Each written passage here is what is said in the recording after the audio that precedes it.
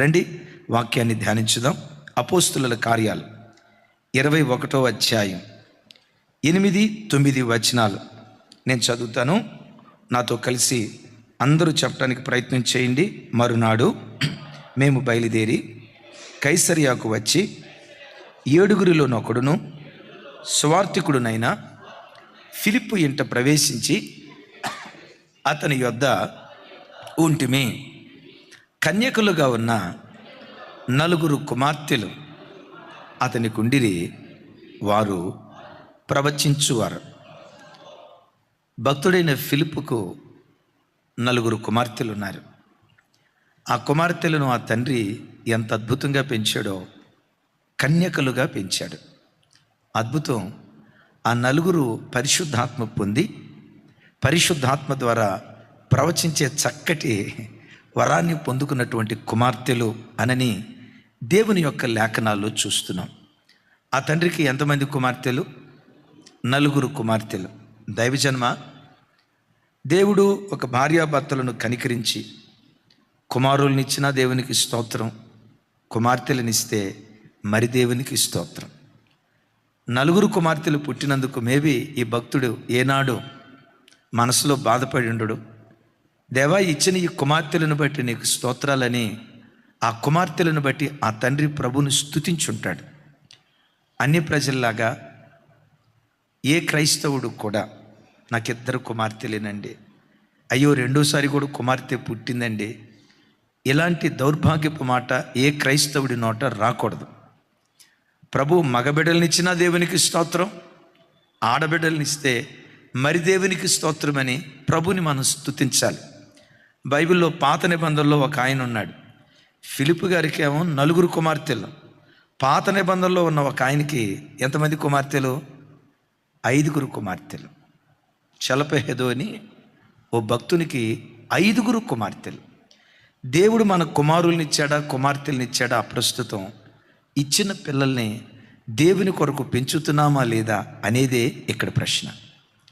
10 మంది కుమారులను కని వారిని తాగుబోతులుగా, తిరుగుబోతులుగా, వ్యభిచారికులుగా, సైతానుగాడి చేతిలో ఆయుధాలుగా పెంచితే ఉపయోగం ఏముంది? 10 మంది కుమార్తెలను కని ఆ 10 మంది కుమార్తెలు భయభక్తులు కలిగిన పిల్లలుగా నువ్వు పెంచగలిగితే నిన్ను మించిన ధన్యుడు భూమి మీద మరొకరు లేరు అని చెప్పడంలో సందేహమే లేదు.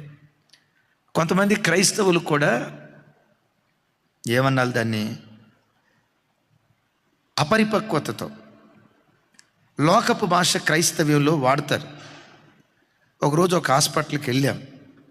ఓ తల్లి నన్ను గుర్తుపెట్టి, అయ్యా మీరు జెర్మియా పాస్టర్ గారే కదా? అవునమ్మా. అయ్యా నా బాధ మీకు చెప్పుకుంటా, కొంచెం ప్రార్థన చేయండి అయ్యా అంది. ఏంటమ్మా అన్నాను. 2 కొడుకులయ్యా నాకు, పెద్దోడు తాగుబోతు, చిన్నోడు తిరుగుబోతు.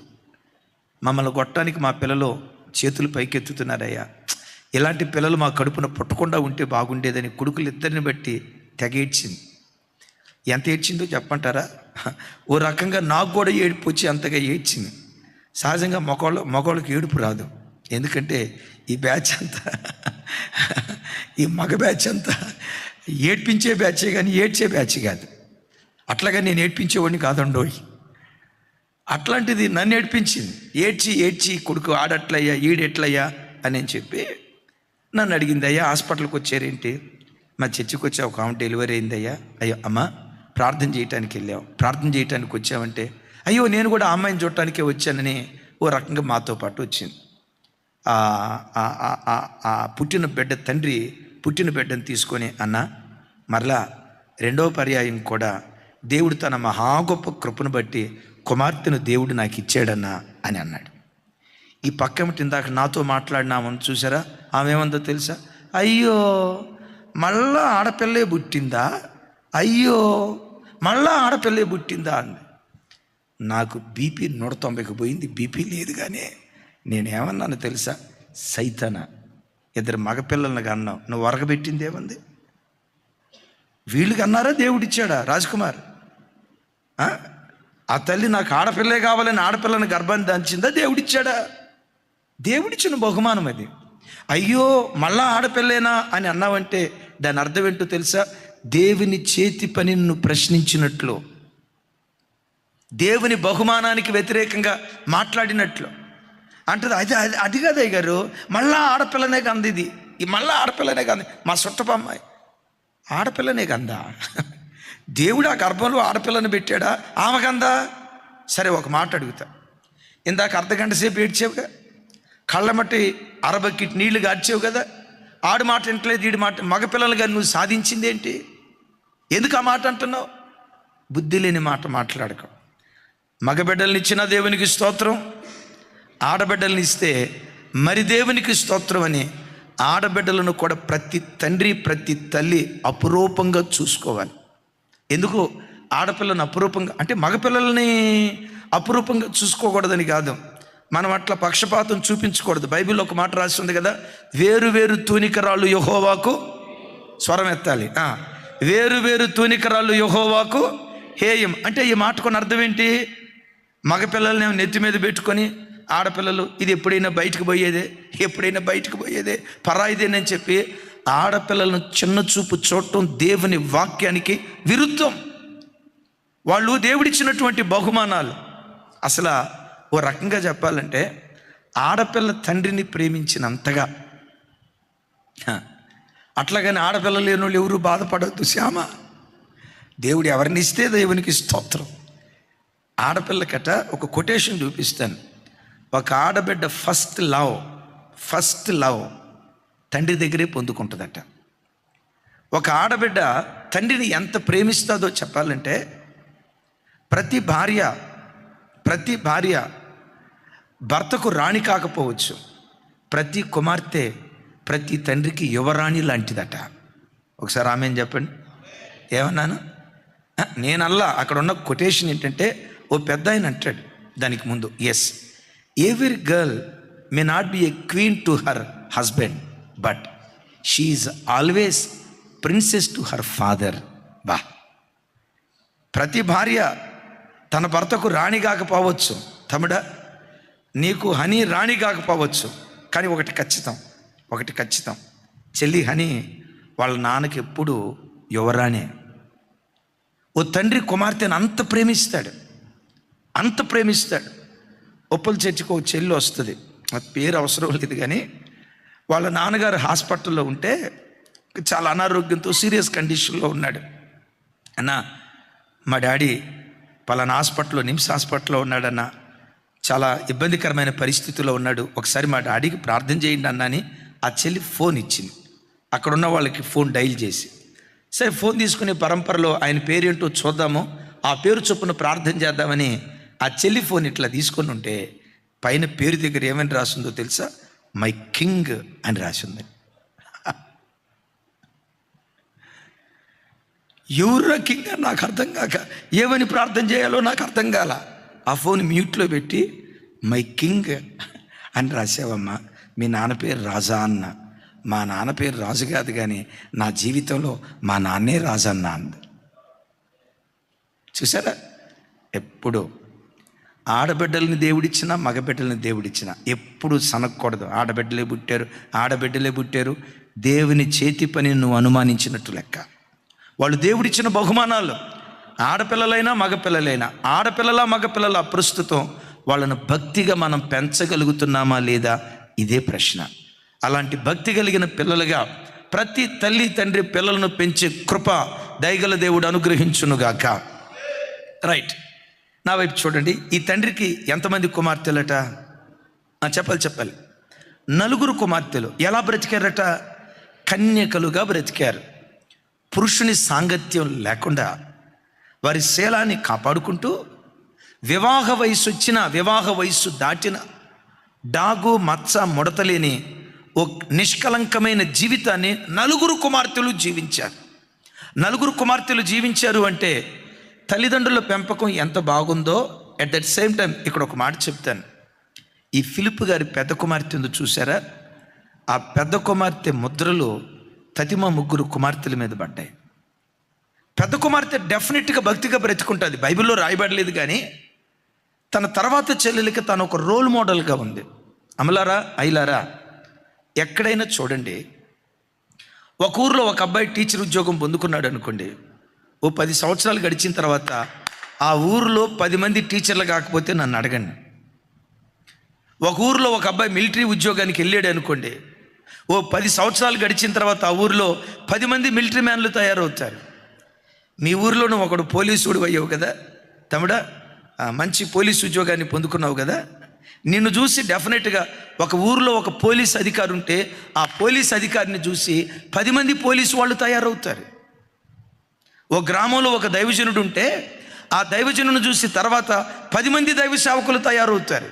యేసయ్యకి మహిమ కలుగును గాక. ఇక్కడ నేనంట పెద్ద కుమార్తె సత్ప్రవర్తనతో తన తర్వాత చెల్లెలకు మాదిరిగా బ్రతికింది కనుక పెద్ద కుమార్తె ప్రభావం తతిమా చెల్లెల మీద ఎక్కువగా పడింది.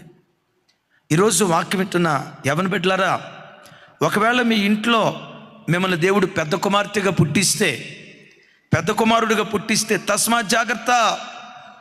మీ ప్రవర్తన నెక్స్ట్ మీ తర్వాత ఉన్న చెల్లెల మీద తమ్ముళ్ళ మీద అది మరెక్కువగా ప్రభావితం చూపిస్తుంది.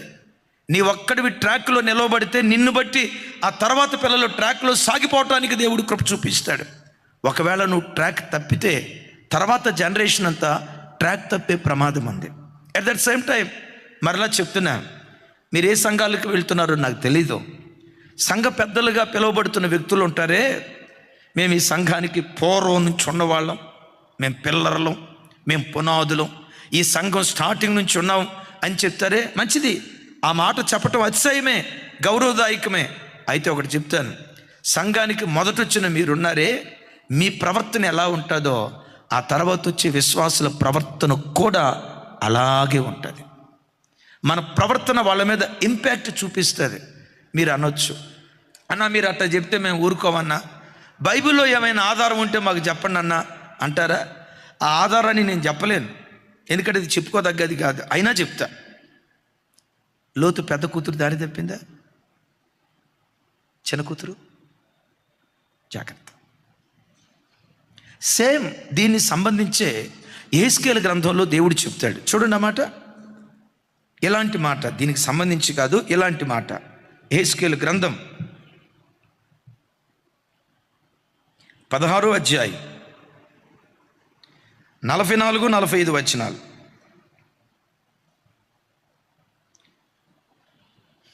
44, 45, 46 వచనాలు చూసారా? ఈ మాటలో నేను చదువుతాను, నాతో కలిసి చెప్పండి అందరూ. సామెతలు చెప్పు వారందరూను తల్లి ఎట్టిదో బిడ్డ అట్టిదే అని నిన్ను గూర్చి అందరూ. పెనిమిటిని బిడ్డలను విడనాడిన నీ తల్లితో నీవు సాటిదానవు. పెనిమిటిని బిడ్డలను విడనాడిన నీ అక్క చెల్లెండ్రతో నీవు సాటిదానవు. నీ తల్లి హిత్తీయురాలు, నీ తండ్రి అమోరీయుడు. ఇక్కడ ఒక అద్భుతమైన మాట, నీ ఎడమ ప్రక్కన నివసించు షోమ్రోను దాని కుమార్తెలను, నా అందరూ చెప్పాలి, నీకు అక్కలు. నీ కుడి ప్రక్కన నివసించు సొదొమయు దాని కుమార్తెలు నీకు చెల్లెండ్రు. ఇక్కడ అంటాడు, తల్లి ఎట్టిదో బిడ్డ అట్టిదే. తల్లి ఏం చేసిందట? పెనిమిటిని విడనాడింది, బిడ్డను విడనాడింది. పెనిమిటిని బిడ్డను విడనాడితే అక్కేం చేసిందో తెలుసా? తల్లిని చూసి కూతురు కూడా పెనిమిటిని విడనాడింది, బిడ్డను విడనాడిందట. అక్కను చూసి ఏం చేసిందో తెలుసా? చెల్లి పెనిమిటిని విడనాడిందట. చెల్లి దగ్గరకు వచ్చి నేను అడుగుతా, చెల్లె నువ్వు అట్ట ఎందుకు చేసావు చెల్లి అంటే, మా అక్క చేసింది. నేనంట, అక్క నువ్వు అట్ట ఎందుకు చేసావు? మా అమ్మ చేసింది. అబ్బాయి ఎంత అద్భుతంగా ఉందో చూడండి. మా అమ్మ పెనిమిటిని విడనాడింది, మా అమ్మ బిడ్డలను విడనాడింది, నేను బిడ్డలను విడనాడా, పెనిమిటిని విడనాడా. చెల్లె నీకేం ఆయుధార రోగం వచ్చింది? మరి మా అక్క అట్ట చేస్తే నేను అట్ట చేయకపోతే అట్ట చేయకపోతే నేనెట్లా చెల్లెలను అవుతాను? నేనెట్లా చెల్లెలను అవుతాను? కాబట్టి నేను అట్లా చేశా. విచిత్రం ఏంటో తెలుసా? ఏళ్ల మధ్యలో ఉన్నారు యోధా ప్రజలు, అటు షోమ్రోనుకు ఇటు సొదొమకు మధ్యలో యోధా ప్రజలుంటే వీళ్ళు కూడా పెనిమిటిని పిల్లల్ని విడనాడిన భ్రష్ట దేశంగా మిగిలిపోయినట్లుగా లేఖనాల్లో చూస్తున్నాం. అయ్యలారా, ఒక్కసారి నా వైపు చూడండి. ఒక కుటుంబంలో ఒక వ్యక్తి దేవుని కొరకు నిలవబడితే, ఒక వ్యక్తి దేవుని కొరకు బ్రతకటానికి ప్రాకులాడితే, ఆ వ్యక్తి ప్రవర్తన ప్రభావం ఏదో ఒక రోజు తన పిల్లల మీద ఇంపాక్ట్ చూపించటానికి దేవుడు కృప చూపిస్తాడు. ఒకవేళ నీ ఇంట్లో భర్త సహకరించట్లేదా, పర్వాలేదు. భార్య సహకరించట్లేదా, పర్వాలేదు. తల్లిదండ్రులు పిల్లలు సహకరించట్లేదా, పర్వాలేదు. నువ్వు అక్కడివే భక్తి కలిగిన దానిగా బ్రతుకుతున్నావా, భక్తి కలిగిన వాడిగా బ్రతుకుతున్నావా, పర్వాలేదు. నీ భక్తిని కాపాడుకుంటూ కొంతకాలం దేవుని కొరకు నిలవబడు. ఏ నాటికైనా నీ ప్రవర్తన ప్రభావము ద్వారా వారు నీ వంటి వారిగా మారటానికి నిశ్చయంగా దేవుడు కృప చూపిస్తాడు. నేను ఇందాక చెప్పే కదా, నిజమే. చాలా పల్లెటూరులో చూడండి, ఒక ఊరిలో ఒక టీచర్ గారు బయలుదేరాడంటే ఆ టీచర్ గారిని చూసి చాలామంది తల్లిదండ్రులు, రేయ్ నువ్వు కూడా టీచర్ అవరా, నువ్వు కూడా పంతులు గారు అవరా, నువ్వు కూడా పాఠాలు చెప్పరా, బాగా చదువుకోమని ఆ టీచర్ని చూపించి అనేక మంది పిల్లలను ఇన్స్పైర్ చేస్తారు. ఒక టీచర్ని చూసి ఆ ఊరిలో 100 మంది టీచర్లు తయారవుతారు. ఆమె అని చెప్తాం గట్టిగా. ఒక ఊరిలో ఒక పోలీస్ అధికారి ఉంటే ఆ పోలీస్ అధికారిని చూసి తల్లిదండ్రులు చెప్తారు, చూడరా ఆ అన్న ఎంత అద్భుతమైన పోలీస్ ఆయన అయ్యాడో, ఆయన ఎస్ఐ అయ్యాడంట, ఆయన కానిస్టేబుల్ అయ్యాడంట, ఆయన సిఐ అయ్యాడంట, మీరు కూడా బాగా చదువుకోండి అని ఆయన చూపించి, ఒక్క పోలీసు ఆయన్ని చూయించి ఆ ఊరిలో 10 మంది పోలీసులు తయారవుతారు. ఇంకా మీకు అర్థం కావాలంటే తూర్పుగోదావరి, పశ్చిమ గోదావరి ప్రాంతాలు, కొన్ని ప్రాంతాలని mini America, mini Dubai, mini Kuwait అంటారు. ఒకసారి చెప్పండి. Mini America. చింతలమూరి మన వసంతన్న, మన చర్చికి వచ్చే ఒక అన్న ఉన్నాడు వసంతన్న, అక్కడ చింతలమూరి. ఆ చింతలమూరిని అంటారంట మినీ అమెరికా. ఎందుకు మినీ అమెరికా అంటారని నేను అడిగితే, ఆ ఊర్లో నుంచి ఒక్క ఆయన అమెరికా వెళ్ళాడట. ఆయన అమెరికా వెళ్ళటం ఆ గ్రామంలో చాలామంది ప్రజలు చూసి ఆ గ్రామంలో నుంచి కొన్ని 10ల సంఖ్యలో అమెరికా వెళ్ళి స్థిరపడ్డారు. అలా అమెరికా వెళ్ళి స్థిరపడిన వాళ్ళలో ఆ చింతలమూరి అబ్బాయి, మన చర్చి అబ్బాయి ఒక అబ్బాయి ఉన్నాడు. ఆ అబ్బాయి పేరు జీవన్ రాజ్. మాకు ఆర్థికంగా చాలా సహకరిస్తాడు ఆ బిడ్డ. చింతలమూరు నుంచి వెళ్ళాడు. ఆ తర్వాత అంతర్వేది కొంచెం అటువైపు ఉంది, దాన్ని ఏమంటారో తెలుసా, మినీ దుబాయ్.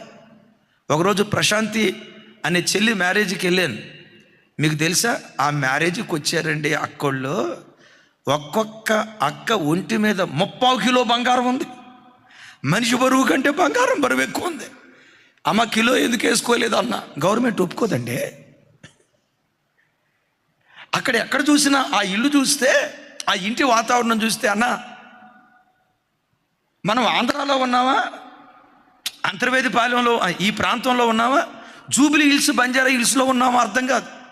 ఆ ఇల్లు ఎంత ధీటుగా ఉంటాయంటే జూబిలీ హిల్స్, బంజారా హిల్స్కి ధీటుగా అంత అద్భుతంగా ఉంటాయి. ఎవరో ఒకళ్ళు దుబాయ్ వెళ్ళారు, ఎవరో ఒకళ్ళు కువైట్ వెళ్ళారు, వాళ్ళని చూసి అనేక మంది బయలుదేరి వెళ్ళారు. నేనంట, నీ ఒక్కడివి దేవుని కొరకు బ్రతకటానికి బయలుదేరితే నిన్ను చూసి అనేక మంది ఇన్స్పైర్ అవ్వటానికి దేవుడు కృప చూపిస్తాడు.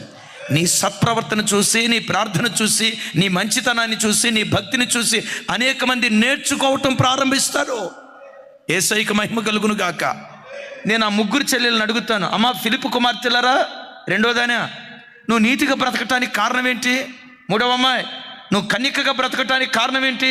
చిన్నమ్మాయి 4వ అమ్మాయి నీవు కూడా నీ పవిత్రతను కాపాడుకోవటానికి కారణం ఏంటి అని అంటే, ఆ 3 ఏం చెప్తారో తెలుసా? మా అక్క ఉందే, మా అక్క నీతిగా బ్రతికింది. మా అక్క మాకు రోల్ మోడల్. మా అక్కను చూసి అదే మార్గంలో మేము నడిచాం. ఇప్పుడు పెద్దదాని దగ్గరికి వద్దాం. పెద్దనా నువ్వు ఇంత నీతిగా బ్రతకడానికి కారణం ఏంటి అని అన్నాం అనుకోండి, ఆ అమ్మాయి ఏమంటుందో తెలుసా? మా నాన్న ఉన్నాడే. ఏం పేరమ్మా మీ నాన్న పేరు?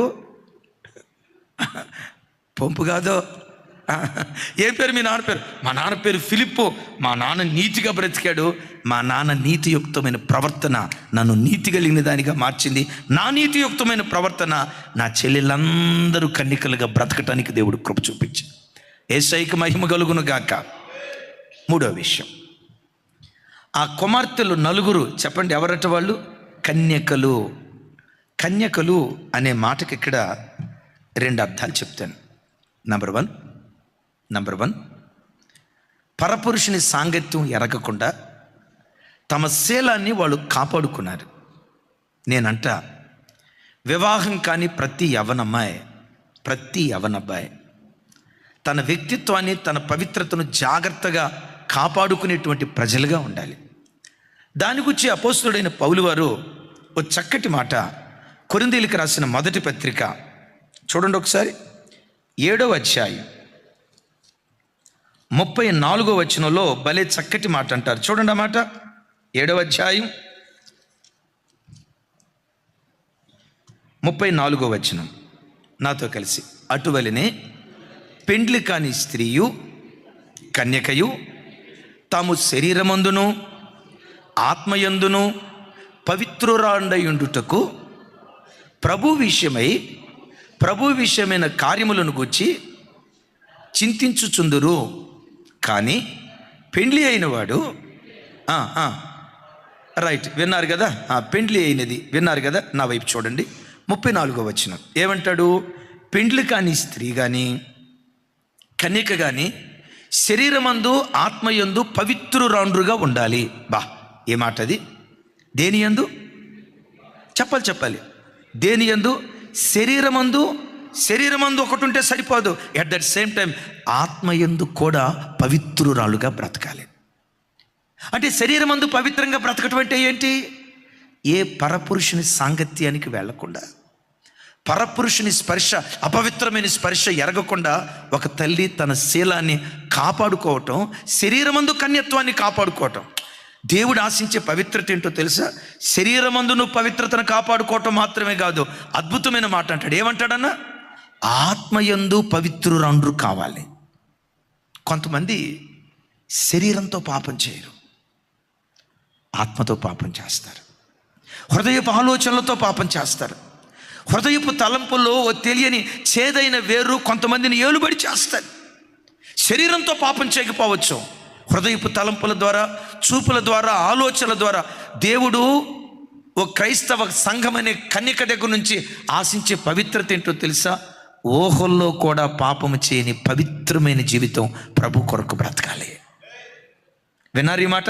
ఊహల్లో కూడా పాపము చేయని, చూపులో కూడా పాపము చేయని, హృదయపు తలంపుల్లో కూడా పాపము చేయని పవిత్రమైన జీవితం క్రైస్తవ సంఘం దగ్గర నుంచి దేవుడు కోరుకుంటూ ఉన్నాడు. యేసయ్య ఒక మాట అంటారు కదా, పాత నిబంధనలో వ్యభిచరించవద్దన్న మాట మీరు విన్నారు కదా. ఒక స్త్రీతో తప్పుడు కార్యక్రమం చేస్తే వాడు వ్యభిచరించినట్లన్న మాట విన్నారు కదా. నేను మీతో చెప్పున్నదేమనగా, ఒకడు ఒక స్త్రీని మోహంతో చూస్తే అప్పుడే వాడు ఆమెతో పాపం చేసిన వాడు అవుతాడు. అంటే ప్రభు ఆశ ఏంటో తెలుసా? నీ చూపులో కూడా, హృదయపు తలంపుల్లో కూడా పాపము చేయని పవిత్రమైన జీవితం సంఘం దగ్గర నుంచి కోరుకుంటున్నాడు. ఈ వాక్యం వింటున్న యవన చెల్లెళ్ళారా, ఓ మాట, శరీరమందు పవిత్రురాండ్రుగా మీరు బ్రతుకుతున్నారా? ఒకసారి ఆలోచించండి. అట్ దట్ సేమ్ టైం ఆత్మలో కూడా పాపము చేయని పవిత్రమైన జీవితం దేవుని సన్నిధిలో మీరు జీవించగలుగుతున్నారా? ఒక్కసారి మీ ఆత్మీయ జీవితాన్ని ప్రశ్నించుకోండి. ఇలాంటి పవిత్రమైన జీవితం కన్యకల దగ్గర నుంచి కోరుకుంటున్నాడు. ఎంతోమంది యవన వయసులో తమ కన్యత్వాన్ని కాపాడుకోకపోవటానికి రెండు కారణాలు చెప్తాను. పరిశుద్ధ గ్రంథమైన బైబిల్లో దేనమ్మ కన్యత్వాన్ని కాపాడుకుందా, పాడు చేసుకుందా? నోరు తెరవాలి. పరిశుద్ధ గ్రంథమైన బైబిల్లో దేనమ్మ కన్యత్వాన్ని కాపాడుకుందా, పాడు చేసుకుందా? రెండవది, తామారు కన్యత్వాన్ని కాపాడుకుందా, పాడు చేసుకుందా? ఎందుకు వాళ్ళిద్దరూ వాళ్ళ కన్యత్వాన్ని పాడు చేసుకున్నారు? పాడైపోవటానికి కారణం ఏంటి? రెండు కారణాలు చెప్తాను. నంబర్ 1, దేనమ్మ దగ్గరికి వచ్చేసరికి స్వయం కృతాపరాధం. ఒకసారి చెప్పండి. కొంతమంది స్వయం కృతాపరాధం వల్ల వాళ్ళ పవిత్రతను పాడు చేసుకుంటున్నారు. మీరు అనొచ్చు, అయ్యా దేనమ్మ చేసుకున్న స్వయం కృతాపరాధం ఏంటి? ఒకసారి చూడండి అన్నమాట. ఆదికాండం 34వ అధ్యాయం 1-2 వచనాలు నాతో కలిసి. లేయా యాకోబునకు కనిన కుమార్తె అయిన దేనా ఆ దేశపు కుమార్తెలను చూడవెళ్ళెను. ఒకసారి నా వైపు చూడాలి. ఎక్కడికి వెళ్ళిందట? ఆ దేశపు కుమార్తెలను చూడవెళ్ళిందట. నేనంట, దేనమ్మా అది మీ ఊరా? మా ఊరు కాదు సార్. నువ్వు వెళ్ళేటప్పుడు మీ నాన్న ఏమన్నా మీతో పాటు వచ్చాడా? నాతో పాటు రాలేదు సార్. మీ అన్నలు ఏమన్నా వచ్చారా? మా అన్నలు పొలంలో గొర్రెలు కాస్తా ఉన్నారు సార్. ఈ అమ్మాయి ఒక్కతే అలంకరించుకొని, విన్నారా, ఫుల్గా మేకప్ వేసుకొని ఆ దేశపు కుమార్తెలను చూడటానికి బయలుదేరి వెళ్ళిందట. ఆ దేశాన్ని చూడాల్సిన అవసరం నీకేంటి? ఇది స్వయం కొరతాపరాధం వల్ల దేనమ్మ తన పవిత్రతను కోల్పోయినట్లుగా పరిశుద్ధ గ్రంథమైన బైబిల్లో మనం చూస్తూ ఉన్నాం. ఈరోజు కూడా చాలామంది యవ్వన బిడ్డలను చూడండి, కాలేజీకి వెళ్ళేటప్పుడు పిల్లలు కాలేజీకి వెళ్ళేదైనా స్కూల్కి వెళ్ళేదైనా చదువుకోవటానిక ఇంకో కారణం చొప్పున వెళ్తారా? చదువుకోవటానికి కదా. చదువుకోవటానికి వెళ్ళే ఆడపిల్లలకి నేను ఒక మాట అంటా, క్రైస్తవ బిడ్డలకు చెప్తున్నాను, నేను బయట వాళ్ళకి చెప్పట్లా.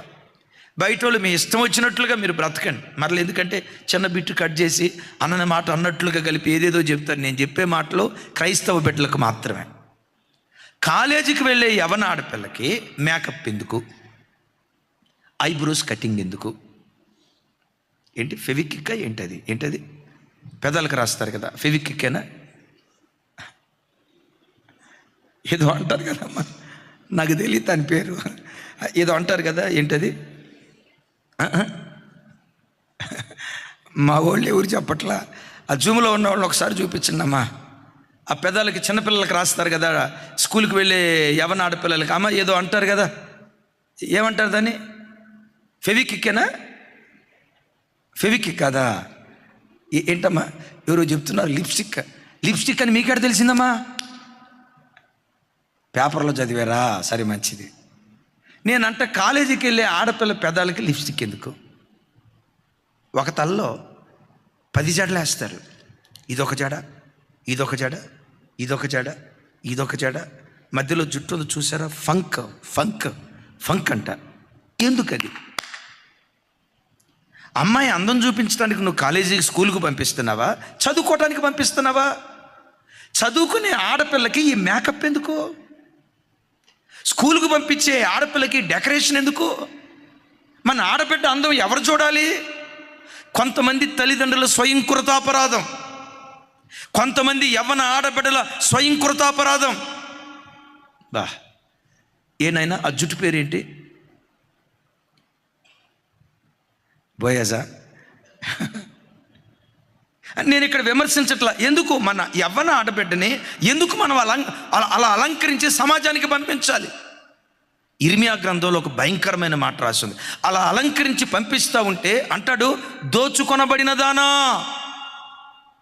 దేని బట్టి వాళ్ళు దోచుకోబడ్డారు? వాళ్ళ కన్యత్వం ఎందుకు దోచుకోబడిందంటే అలంకరించుకొని ప్రజలకు ఆకర్షణీయంగా కనబడి, విన్నారా, ఆకర్షణీయంగా కనబడి వీళ్ళ కన్యత్వం దోచుకోబట్టడానికి కారణమైపోయిందని ఇర్మియా ప్రవక్త మాట్లాడతాడు. ఒకసారి చూడండి ఆ మాట. ఇర్మియా గ్రంథం 4వ అధ్యాయం 30వ వచనం. ఇర్మియా గ్రంథం 4వ అధ్యాయం 30వ వచనం. చిన్న చదువు.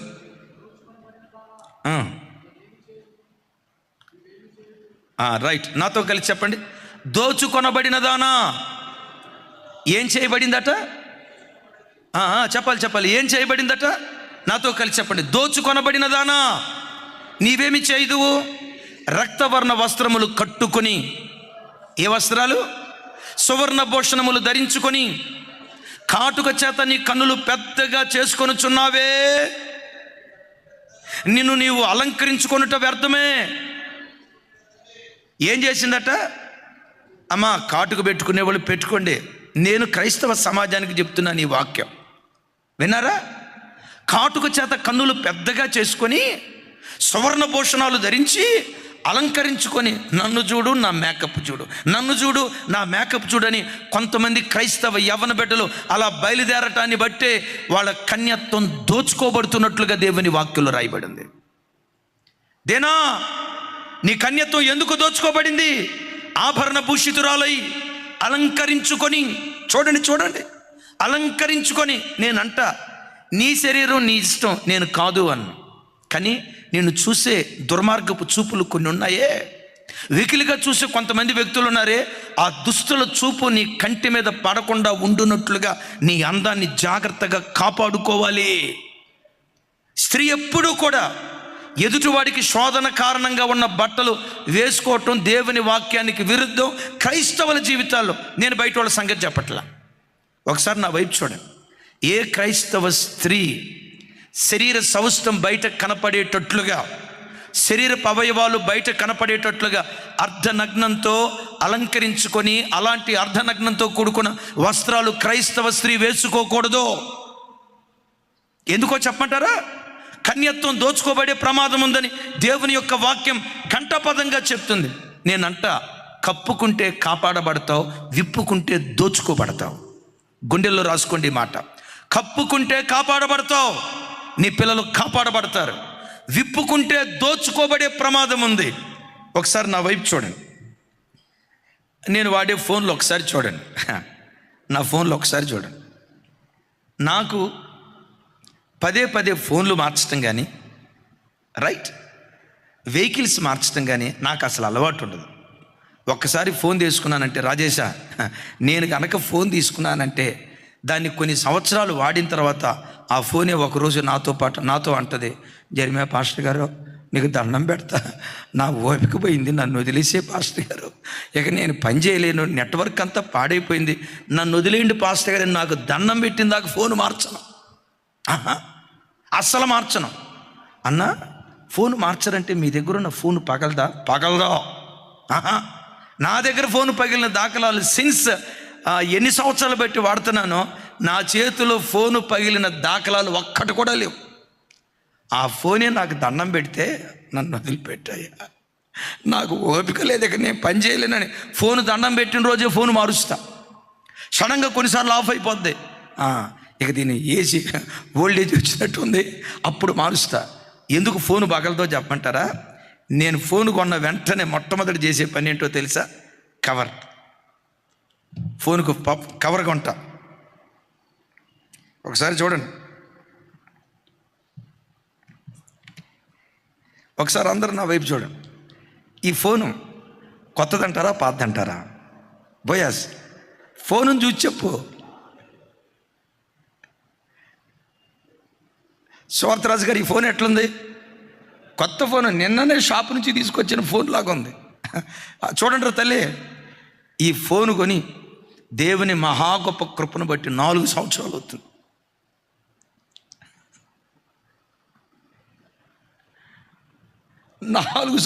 ఒక్క గీత లేదండి.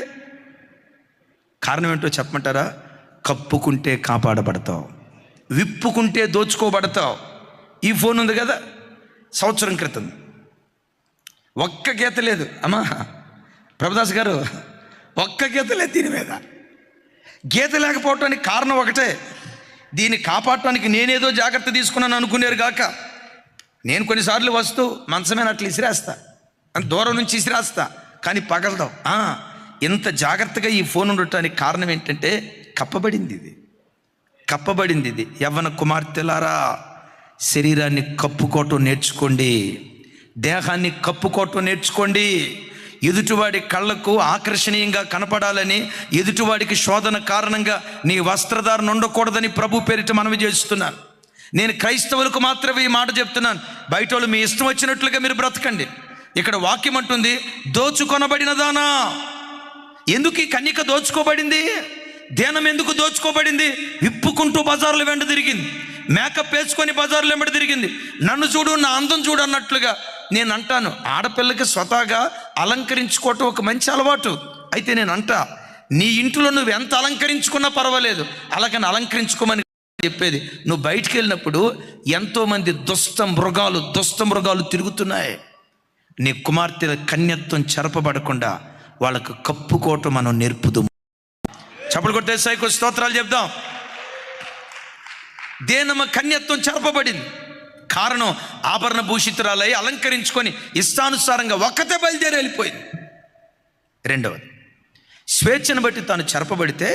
రెండవది, అమాయకత్వాన్ని బట్టి చెరపబడే పిల్లలు ఉన్నారు. అమాయకత్వాన్ని బట్టి చెరపబడిన గుంపులో ఉండేది ఎవరో తెలుసా? తమారు. అమాయకంగా నా అన్న అని, అమాయకంగా మా నాన్న కొడుకే అని, అమాయకంగా నా బంధువే అని, అమాయకంగా నా రక్త సంబంధి అని తెలియకుండా ఒంటరిగా అమ్నోను ఇంటిలో అడుగుపెట్టింది. దేని బట్టో తెలుసా? అమాయకంగా. ఆ అమాయకత్వాన్ని బట్టి తన కన్యత్వం చెరపబడినట్లుగా దేవుని యొక్క లేఖనాల్లో రాయబడింది. యవన ఆడపిల్లలారా, ఆడపిల్లలను కలిగిన తల్లిదండ్రులారా, కొంచెం అనుభవం కలిగిన దైవ సేవకుడిగా చెప్తున్నాను, నా చేతులెత్తి దండం పెట్టి చెప్తున్నాను. ఒక వయసుకు వచ్చిన తర్వాత మీ యవన బిడ్డలను ఒంటరిగా ఎక్కడికి పంపించకండి. అంకులు వరసయ్యే వాళ్ళతో కూడా పొరపాటున పంపించకండి. అన్న వరసయ్యే వాళ్ళ దగ్గర కూడా పొరపాటున పంపించకండి. అట్లాగని ప్రతి క్షణం ఆడపిల్ల మీద అనుమానపడుతూ మానసికంగా హింసించమని కాదు నేను చెప్పే మాట. ఒక వయసుకు వచ్చిన తర్వాత తల్లి పర్యవేక్షణ లేకుండా, తండ్రి పర్యవేక్షణ లేకుండా ఆడపిల్లల్ని ఒంటరిగా ఎక్కడికి పంపించడం అది క్షేమకరం కాదు అని ప్రభు పేరిట నేను మనవి చేస్తూ ఉన్నాను. సొంత అన్నే, తోడబుట్టిన అన్న కాకపోయినా సొంత అన్నే, నా అన్న అన్న అభిప్రాయం తామారుకుంది. నా చెల్లెలు అనే అభిప్రాయం అమ్నోనుకు లేదు. మా బంధువు అబ్బాయిలే ఏం కాదు అని బండి మీద పంపిస్తారు. కూర్చున్న నీ కూతురికి నా అన్నలాంటోడు అన్న భావన ఉంది, కానీ తోలేటువంటి వాడికి నా చెల్లెలు లాంటి భావన ఉండాలి కదా. మీకు తెలుసా, స్పర్శలో పాపం ఉంటుంది, జాగ్రత్త. స్పర్శలో పాపం ఉంటుంది, జాగ్రత్త. ఇప్పుడు పులుపు నోటికి తగలటంతో ఏమంటారు దాన్ని, పులుపు నోటికి తవ్వటంతో ఇట్లా స్పర్శలో తెలియకుండా ఒక భయంకరమైన పాపం చోటు చేసుకునే ప్రమాదం ఉంది. మన ఇంటి పక్క అంకులే కదా అని అంకులు నువ్వు పంపిస్తే ఆ అంకుల్ ఆడబిడ్డ జీవితాన్ని పెంకులు చేసి వదిలిపెడతాడు, బ్రద్దలైపోతుంది. మీ పర్యవేక్షణ లేకుండా, మీ ప్రమేయం లేకుండా ఆడపిల్లల్ని ఎక్కడికి ఒంటరిగా పంపించొద్దు.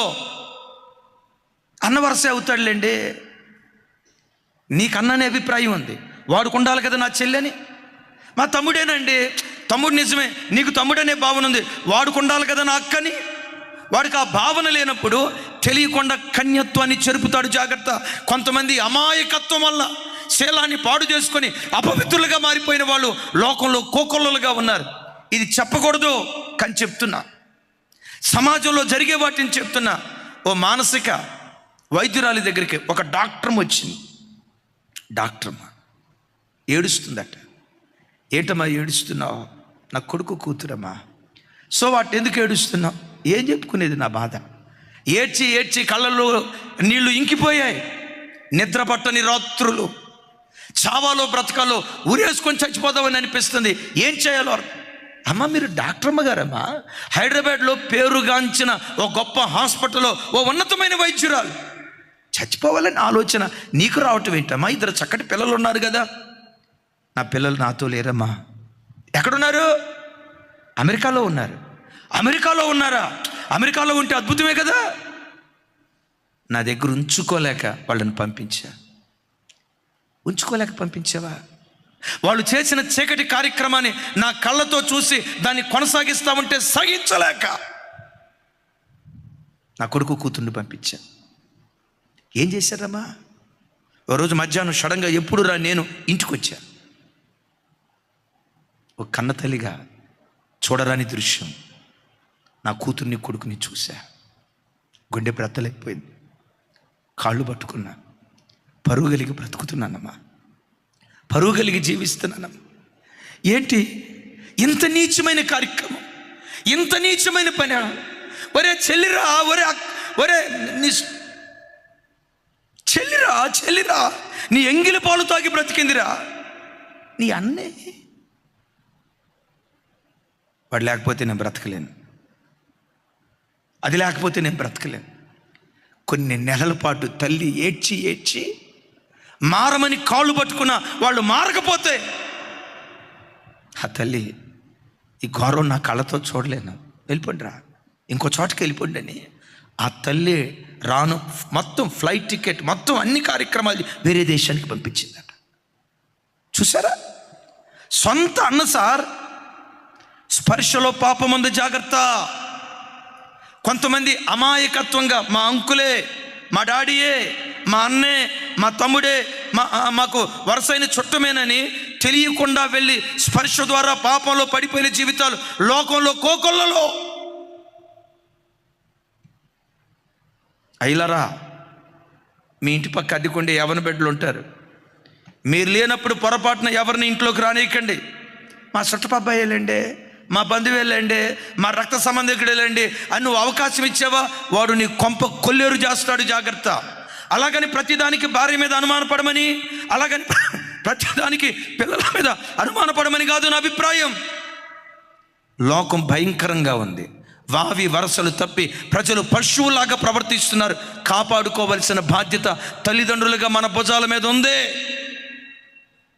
ఒక వయసు వచ్చిన తర్వాత యవ్వన బిడ్డలను దయతో ఎక్కడికి పడితే అక్కడికి పంపించకుండా వాళ్ళను జాగ్రత్తగా కాపాడుకునే కృప, ఆ దైవికమైన మనస్సు దయగల దేవుడు మనందరికీ దయచేయునుగాక. గట్టిగా చెప్దాం ఆమేన్. అయితే ఇక్కడ యవ్వన బిడ్డలందరికీ చెప్తున్నాను. మూడవది, యవ్వన బిడ్డలు తమ కన్యత్వాన్ని కోల్పోవటానికి కారణం అనుభవం కలిగిన తల్లి తండ్రి చెప్పిన మాటకు లోబడే ఆ వ్యక్తిత్వం లేక తమ శీలాన్ని పాడు చేసుకుంటున్నారు. తల్లిదండ్రులు చెప్పే మాటలు ఉన్నాయే, పిల్లలకు కొన్నిసార్లు కొంతమంది యవ్వన పిల్లలు ఊరోళ్ళందరూ చెప్పే మాటలకి చెవులు రిక్కించింటారు. ఊరోళ్ళు ఏ మాట చెప్పినా వాళ్ళ మాట బాగింటారు.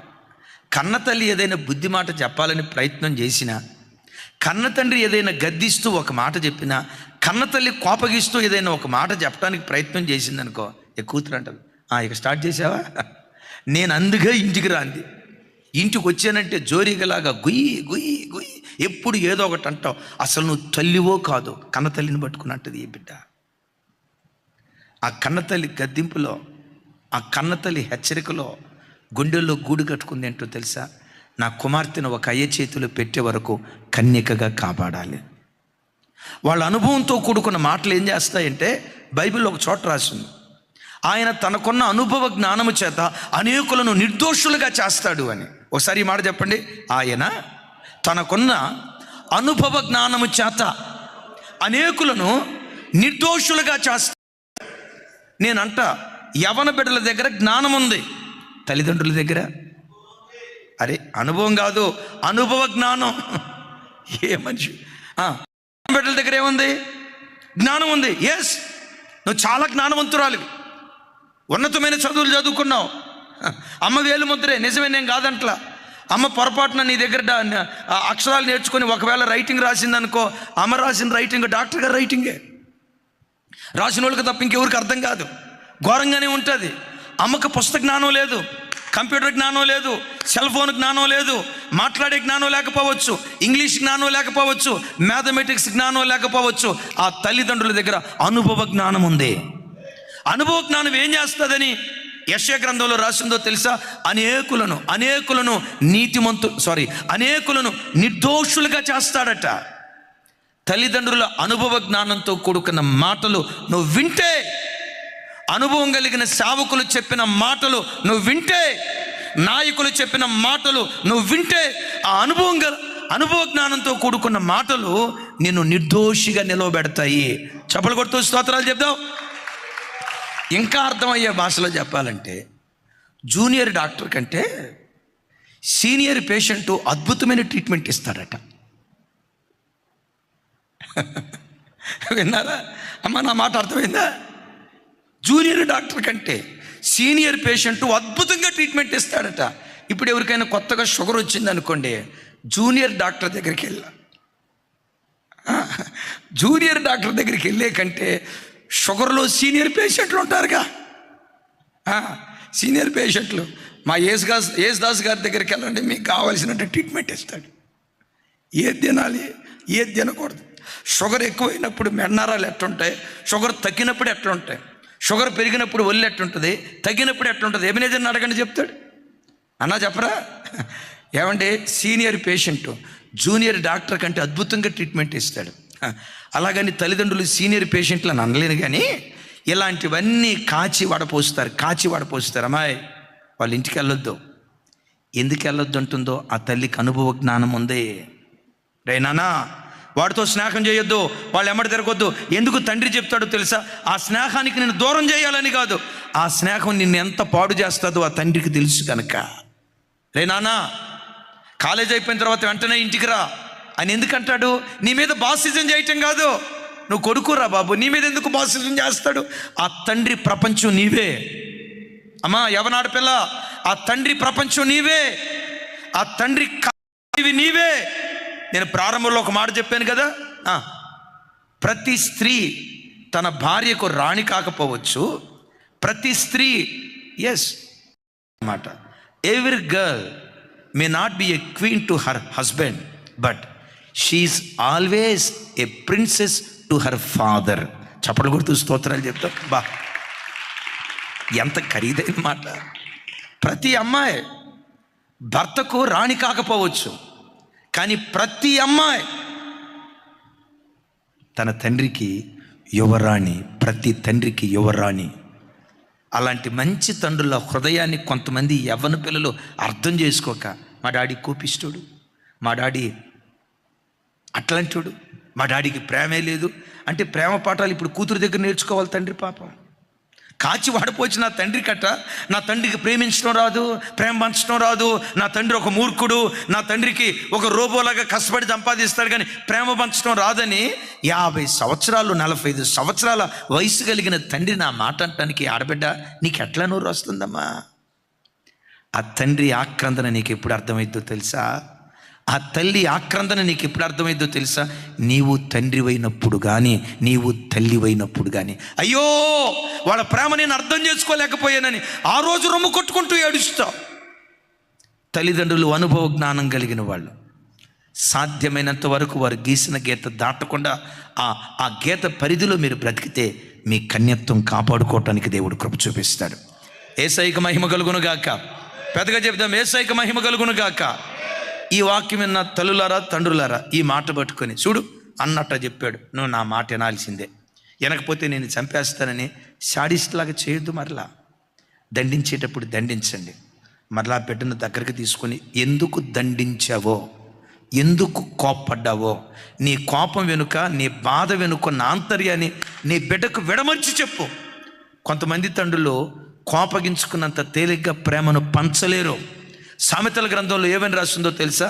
లోపట ప్రేమించుట కంటే బహిరంగంగా, తమ్ముడు రాజ్ కుమార్ ఈ మాటకున్న అర్థం ఏంటి చెప్పు? లోపట ప్రేమించుట కంటే బహిరంగంగా గద్దించుట మేలు అన్నాడు. ఈ మాటను మనోళ్ళు కొంతమంది ఎట్లా అర్థం చేసుకుంటారో తెలుసా? పిల్లల్ని ఎప్పుడు తిడతానే ఉండాలండి, గద్దిస్తే వాళ్ళు మాట అంటారు. ఆ మాటకున్న అర్థం అది కాదు. ఒరే అమాయకు చక్రవర్తి, లోపట ప్రేమ పెట్టుకొని ఆ ప్రేమ ఎక్స్ప్రెస్ చేయకుండా, ప్రేమను లోపట పెట్టుకొని బయటకు చెప్పకుండా లోపటే ఉంచుకుంటే దానికంటే గద్దించడమే పోలరా నాయన, దానికంటే గద్దించడమే మేలు. గుండెల్లో ఉన్న ప్రేమ పిల్లలకు ఎక్స్ప్రెస్ చేయాలి, కుమార్తెలకు ఎక్స్ప్రెస్ చేయాలి. నాన్న ఎందుకు కోపగించుకున్నాను రా, నువ్వంటే నాకెందుకు కోపం, దిద్దుబాటు చేయటానికి కోపగించుకున్నాను రా.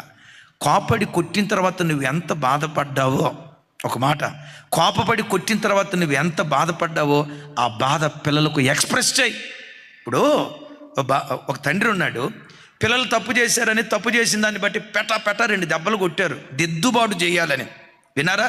దిద్దుబాటు చేయాలని కొట్టేటప్పుడు వాడు ఏడ్చాడు. నువ్వు డ్యూటీకి వెళ్ళిపోయావు.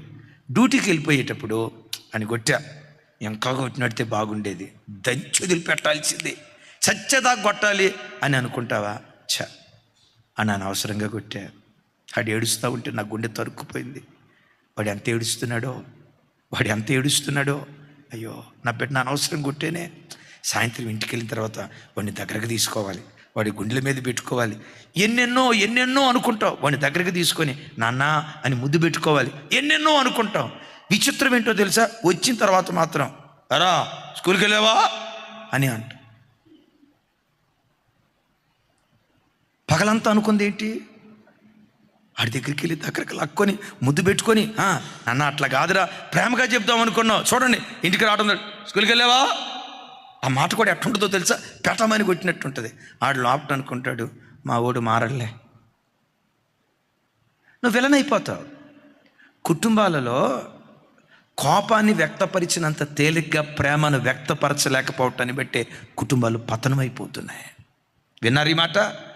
దైవజనులు ప్రవీణ్ గారు, ప్రభు దగ్గరికి వెళ్ళిన ప్రవీణ్ గారు అంటారు, నీ కుమార్తెకు నువ్వు ప్రేమను పంచితే నీ కుమార్తెలు ఇంకొకరిని ప్రేమించే అవకాశం ఉండదు. ఒక తండ్రిగా తల్లిగా ఇంటిలో నువ్వు పంచాల్సిన ప్రేమ పంచితే ఇంకొక ప్రేమను వెతుక్కుంటూ ఆడపిల్లలు బయటికి వెళ్ళరు, మగపిల్లలు బయటికి వెళ్ళరు. ఈరోజు ప్రేమ అని కొంతమంది యవన పిల్లలు, కొంతమంది యవన ఆడపిల్లలు ప్రేమ అని బయటికి వెళ్ళటానికి కారణం ఏంటో తెలుసా? కొన్ని కుటుంబాల్లో ప్రేమ దొరక్క, భార్యాభర్తల మధ్యలో ప్రేమ దొరక్క, ఆ తల్లిదండ్రుల ఆప్యాయత పిల్లలకు దొరక్క, ఆ తల్లిదండ్రుల మధ్యలో ఐక్యత, ప్రేమానురాగాలు ఆ యవన పిల్లలు చూడక ప్రేమను వెతుక్కుంటూ బయటికి వెళ్తున్నారు. నీ ఇంటిలో ప్రేమ దొరికితే నీ బిడ్డలు బయట వాళ్ళు ఎవరిని ప్రేమించరు, కన్యకలుగా బ్రతకటానికి దేవుడు కృప చూపిస్తాడు. యేసయ్యకు మహిమ కలుగును గాక. 2 మాటలు చెప్పి ముగిస్తాను, విలువైన మాటలు. రైట్, ఇది శరీర సంబంధమైన కన్యత్వాన్ని కాపాడుకోవటం. దీన్ని మించిన కన్యత్వం ఏంటో తెలుసా? ఆత్మ సంబంధమైన కన్యత్వం. ఇది కేవలం ఆడపిల్లలను గూర్చి చెప్పిన మాటే కాదు. నేనంట యేసుక్రీస్తు రక్తముతో కడగబడిన ప్రతి క్రైస్తవుడు ఒక కన్యకే అనా? పురుషులు కూడా కన్యకలేనా? ఎక్కడుందన్న బైబిల్లో అని అంటారా? సరే, రెఫరెన్స్లో మీకు తెలిసిందే, తెలియకపోయిన బైబిల్ అంతా చూడండి, ఎక్కడో ఒక చోట దొరుకుతుంది. ప్రతిదీ రెఫరెన్స్లు చెప్తే కాదు కదా, మీ మెదడు కూడా కాస్త మేత పెట్టాలి. సరే, కొంచెం వివరణ ఇస్తాను. కొరింథీ పత్రికలో పౌలు గారు అంటాడు, పవిత్రురాలైన కన్యకగా ఒక్కడే పురుషునికి మిమ్మను నేను ప్రదానము చేశాను అంటాడు. ఒకసారి ఈ మాట చెప్పండి. పవిత్రురాలైన కన్యకగా ఒక్కడే పురుషునికి నేను మిమ్మును ప్రదానము చేశాను. విన్నారు ఈ మాట? యేసుక్రీస్తు రక్తముతో కడగబడిన ప్రతి క్రైస్తవుడు, బాప్తిస్మం తీసుకున్న ప్రతి క్రైస్తవుడు ప్రదానము చేయబడిన కన్యక. ఎవరితో ప్రదానం చేయబడ్డాం? ఎంతమంది పురుషులతో ప్రదానం చేయబడ్డాం? ఎవరితో ప్రదానం చేయబడ్డాం అంటే మన ఆరాధ్య దైవం, ఏ దేవుడు మన కొరకు రక్తాన్ని చిందించి రక్తము ద్వారా దేవుడు మనలను కొనుక్కున్నాడో, కొనబడిన ప్రతి వాడు ప్రదానం చేయబడిన కన్యక. ఆమెను చెబుతాం గట్టిగా. ఇప్పుడు ప్రదానం చేయబడ్డాం కదా యేసయ్యతో. ఎంతమంది పురుషులతో ఉండటానికి ప్రదానం చేయబడ్డాం? ఒక్కడే పురుషుడు అంటాడు. నేనంట లోకంలో ఇంకొకడు ఉన్నాడు. యేసుక్రీస్తు వారు మన స్వపురుషుడు. శత్రువైన సాతాను పరపురుషుడు, పాప పురుషుడు. ఒక్క గడియ కూడా వాడికి నువ్వు బానిసవు కాకూడదు. మీకు అర్థమయ్యే భాషలో చెప్తాను. ఏ భర్త తన భార్య ఒక్కసారైనా పరాయి పురుషుని కవిగిట్లోకి వెళ్తే తట్టుకోలేడు. తట్టుకోలేడు. భర్తకు పుట్టు రోషం బహు రౌద్రం కలిగింది అంటే దీని అర్థం ఏంటో తెలుసా? జీవితాంతం యేసయ్యకే నువ్వు సొంతమై ఉండాలి. వారంలో ఒకసారి బ్రాందీ షాప్కి వెళ్ళి సైతాన్ గడి కవిగిట్లోకి వస్తే పవిత్రుడైన నీ భర్త ఒప్పుకోడు. మీకు అర్థమయ్యే మానవ భాషలో చెప్తాను. ఇది వినటానికి ఇబ్బందిగా ఉన్నా తప్పదు, అర్థమయ్యే భాషలో చెప్తాను. ఏ భార్య అయినా తన భర్త తాను బ్రతికొండగా పరాయి పురుషుడు కౌగిట్లోకి వెళ్ళి పరాయి పురుషుడి దగ్గర తాను వచ్చిందనుకోండి, ఏ భర్త అయినా చూసి అబ్బాయి ఎంత మంచిదని దేవుని దీవించుగాక అంటాడా? నేనంట నీతి జాతి లేని నీకే నీ భార్య దగ్గర నుంచి అంత పవిత్రత కోరుకుంటే, నీతి స్వరూపుడైన దేవుడు, నీతి న్యాయాలు కలిగిన దేవుడు నీ దగ్గర నుంచి నా దగ్గర నుంచి ఎంత పవిత్రతను కోరుకుంటాడో చూడు. ఒక్క గడియ కూడా సైతాను గడికి నువ్వు లోపడకూడదు. ఇది నీ స్వపురుషుని ఆశ. ఏదో సోమవారం ఒక్కరోజు పగటిపూట అంతా అలిసిపోయి కష్టపడి పని చేసినాం కదన్నా, రాత్రిపూట ఒక సొక్కేసుకుంటే హాయిగా నిద్ర. కొంతమంది అనే మాట, రాత్రిపూట ఒక సొక్కేసుకుంటే హాయిగా నిద్రపోతాను. రాత్రిపూట ఒక్కరోజే తాగుతానన్నా, రాత్రిపూట ఆదివారం పొరపాటును తాగనన్నా, ఆదివారం ఒక్కరోజే తాగుతానన్నా. ఒక్కరోజు కూడా సైతాను గడి కవిగిలికి వెళ్ళటానికి నీ స్వపురుషుడు ఒప్పుకోడు. ఈ ఆశ ఏంటో తెలుసా? నా భార్య జీవితాంతం నాకే సొంతం. ఇంకా భార్యలం కాలేదు, మనం ఏమై ఉన్నాము? ప్రదానము చేయబడిన కన్యకలం. ఈరోజు ప్రదానం చేయబడ్డామంటే రేపేం కలగబోతుంది అని చెప్పాలి. పరలోకంలో వివాహం జరగబోతుంది. ఆ వివాహానికి ముందు భూలోకంలో యేసయ్య తమ్ముడా నేను ప్రదానం చేసుకున్నాడు. ఏదో ఆదివారం ఒక్కరోజు దేవుని కొరకు బ్రతికి తర్వాత నీ జీవితం నీది అన్నట్లుగా కాదు అంటాడు కదా. హోషేయ గ్రంథంలో ఓ చక్కటి మాట గుర్తుకు తెస్తా. నీవు నిత్యము నాకుండునట్లు, నీవు నిత్యము నాకుండునట్లు నీతిని బట్టి దయాదాక్షిణ్యములు చూపుట వలన నిన్ను నా దానిగా ప్రదానము చేసుకున్నాను అంటాడు. యేసయ్య నన్ను ఎందుకు ప్రదానం చేసుకున్నాడు? ఆదివారం ఒకరోజు ఆయనతో ఉండాలనా? సోమవారం ఒక రోజు మాత్రమే ఆయనతో ఉండాలనా? ఉదయం ఒక అర్ధగంట, సాయంత్రం ఒక అర్ధగంట దేవునితో అర్ధగంట మాత్రమే బ్రతకాలనా? ఆయన ఎందుకు ప్రదానం చేసుకున్నాడో తెలుసా? నిత్యము నీవు ఆయనతో కూడా బ్రతకాలి. కూర్చున్నా లేచినా దేవుడనే ప్రపంచంలో మనం విహరించాలి. నీవు లేని ప్రపంచం నాకు వద్దయ్యా, నీవున్న ప్రపంచంలో నేను విహరిస్తూ ఉండాలని మేల్కొన్నా నిద్రపోతూ ఉన్న ప్రతి క్షణం క్రైస్తవుడు దేవునితో కూడా బ్రతకాలి. తమ్ముళ్ళారా, చెల్లెలరా, మేల్కొన్నంతసేపు నీ నోరు ఏదో ఒక పాట పాడటం, మేల్కొన్నంతసేపు నీ ఆలోచన దేవుని వాక్యాన్ని ధ్యానించటం, మేల్కొన్నంతసేపు దేవుని మాటలు మాట్లాడటం, మేల్కొన్నంతసేపు యేసయ్యా నీకు స్తోత్రం, యేసయ్యా నీకు స్తోత్రం. నీ నాలుకెప్పుడు ఆయన నామ సంకీర్తన చేయాలి. ప్రతి క్షణం మేలుకున్నంతసేపు ప్రతి క్షణం ఆయనతో నువ్వు బ్రతకాలి. దశలోని పత్రికలో అంటాడు పౌలు గారు, మనం మేలుకొని ఉన్నను నిద్రపోవచ్చు ఉన్నను తనతో కూడా మనం జీవించాలి. ఈయన ఏం ఆశిస్తున్నాడో తెలుసా? ఒరే అబ్బాయ్, నువ్వు మేలుకున్నప్పుడు నాతో బ్రతకటం మాత్రమే కాదురా, నీ నిద్ర కూడా నాతో ఉండాలి. బాబా బాబా, విన్నారా? నీ నిద్ర కూడా నాతో ఉండాలి. మీరు ఊరుకోండి అన్న, మరి నిద్రలో దేవుడు ఎట్టుంటాడన్నా? మేలుకున్నంతసేపు అయితే మన ప్రమేయంలో ఉంటుంది, మేలుకున్నంతసేపు స్తుతించగలుగుతాం. నిద్ర మన కంట్రోల్లో ఉండదుగా. ఒక మాట చెప్పమంటారా? మేలుకున్నంతసేపు నువ్వు దేవునితో బ్రతికితే రాత్రి నీ నిద్ర కూడా, నీ కల కూడా తెలియకుండా దేవునితో ఉంటుంది. విన్నారు ఈ మాట? నీ కల కూడా దేవునితో ఉంటుంది. మేలుకున్నంతసేపు మాత్రమే కాదు, మన నిద్ర కూడా దేవునితో ఉండాలి. నిద్రలో దేవునితో ఎట్టుంటామన్న బైబిల్లో ఒక ఆధారం చూపించండి అంటారా? యాకోబు బేతేల్లో పండుకున్నాడు. విన్నారా? యాకోబు బేతేల్లో పండుకున్నాడు. పండుకుంటే ఆ రాత్రి భూమికి ఆకాశానికి పెద్ద నిచ్చెన వేయబట్టం.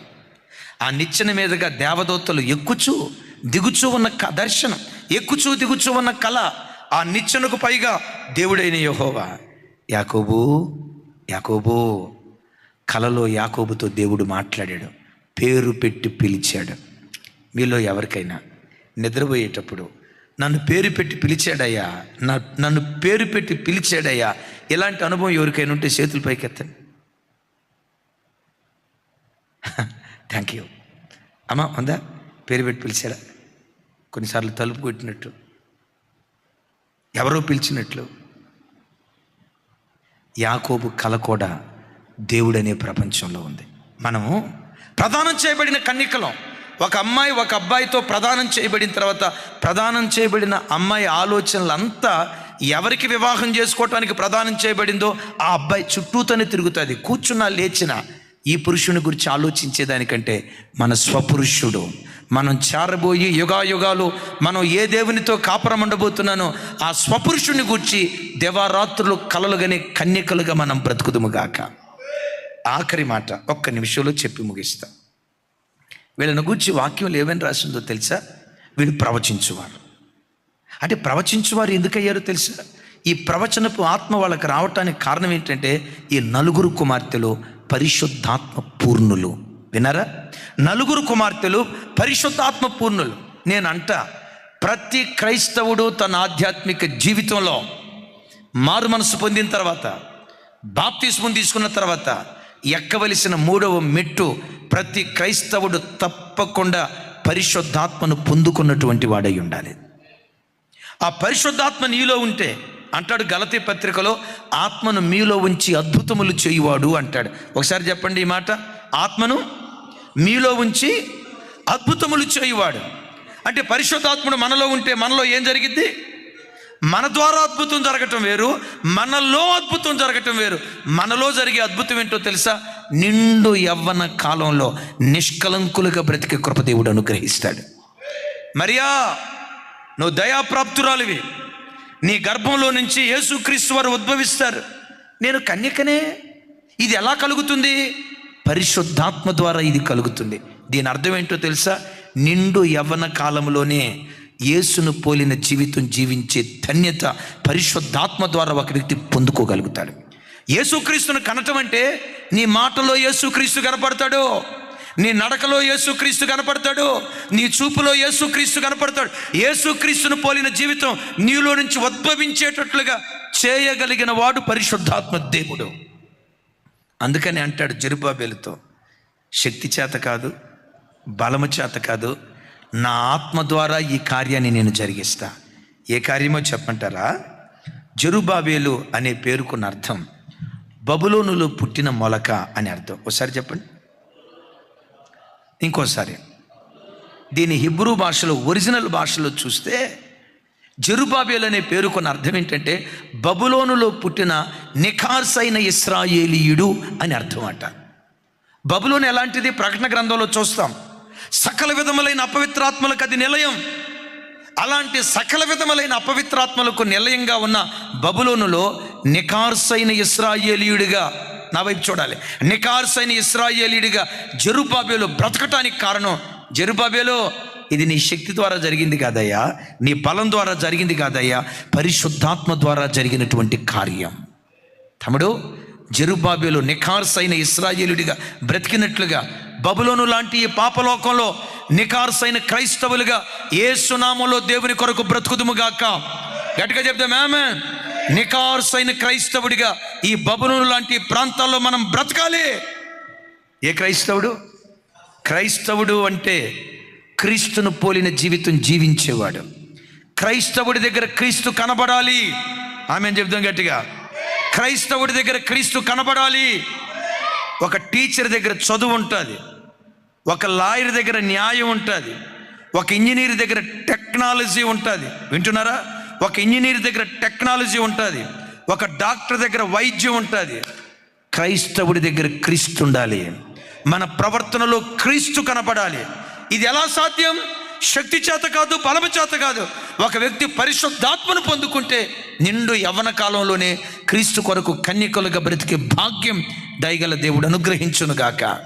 యవ్వన కుమార్తెలరా, బ్రతికిన కొద్ది కాలమైన ఫిలిప్పు కుమార్తెలను జ్ఞాపకం చేసుకుంటూ అలా బ్రతికే ధన్యకరమైన జీవితం ప్రతి యవ్వన కుమార్తెకు, ప్రతి క్రైస్తవుడికి దేవుడు అనుగ్రహించునుగాక.